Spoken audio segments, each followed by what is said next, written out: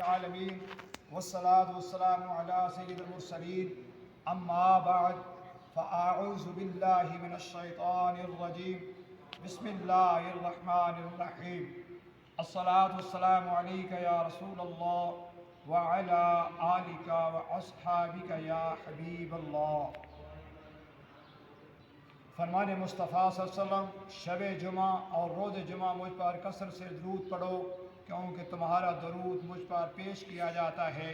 صلو علی الحبیب صلی اللہ علی محمد صلی اللہ علیہ وسلم۔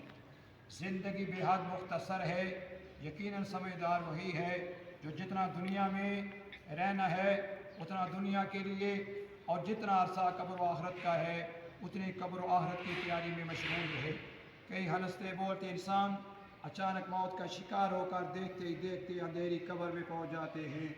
اسی طرح ہمیں بھی مرنا پڑے گا، اندھیری قبر میں اترنا پڑے گا، اپنی کرنے کا پھل بھگتنا پڑے گا۔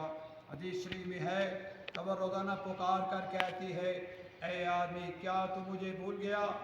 یاد رکھ میں تنہائی کا گھر ہوں، میں اجنبیت کا گھر ہوں، میں گھبراہٹ کا گھر ہوں، میں کیڑے مکوڑوں کا گھر ہوں، میں تنگی کا گھر ہوں، مگر جس کے لیے اللہ تعالیٰ مجھے وسیع کر دے۔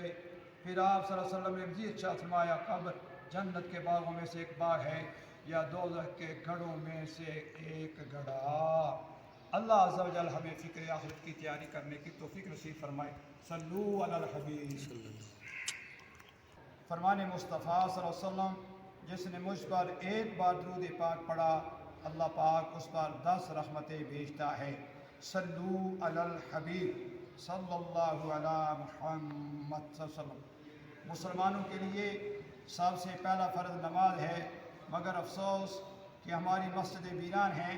یقیناً نماز دین کا ستون ہے، نماز اللہ عز و جل کی خوشنودی کا سبب ہے، نماز سے رحمت نازل ہوتی ہے، نماز سے گناہ معاف ہوتے ہیں، نماز بیماریوں سے بچاتی ہے، نماز دعاؤں کی قبولیت کا سبب ہے، نماز سے روزے میں برکت ہوتی ہے، نماز اندھیری قبر کا چراغ ہے، نماز جنت کی کنجی ہے، نماز مومن کا نور ہے، نماز میٹھے میٹھی آقا صلی اللہ علیہ وسلم کی آنکھوں کی ٹھنڈک ہے، نماز پورے صراط کے لیے آسانی ہے، نمازی کو سرکار صلی اللہ علیہ وسلم کی شفاعت نصیب ہوگی۔